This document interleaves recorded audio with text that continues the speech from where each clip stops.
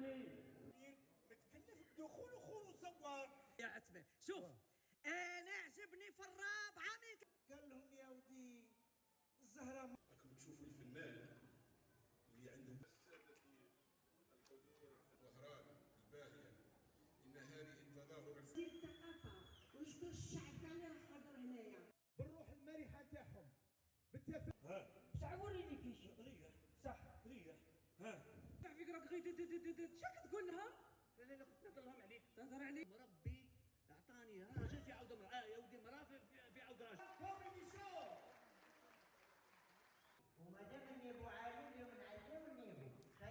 طبعا هذه الأيام نظمت لتضم 67 فنان. يعني الهدف منها أنهم يعني كاين فنانين اللي يعني عندهم مدة طويلة ما وقفوش فوق هذا الركح أو فوق خشبة المسرح، أعطيناهم اليوم الفرصة.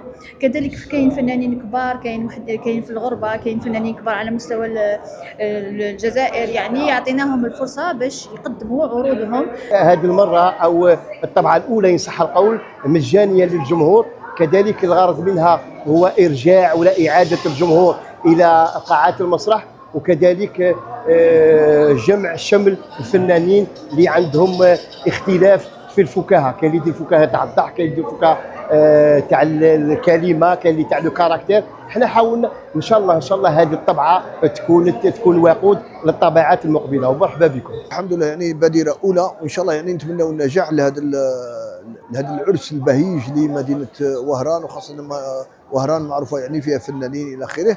يعني هذه تسمح للفنانين باش يتلاقاو، وباش يعني حتى اللي يكون يعني خارج هذا الميدان ولا يحبوا هذا الميدان تكون عندهم يعني فكرة على التمثيل.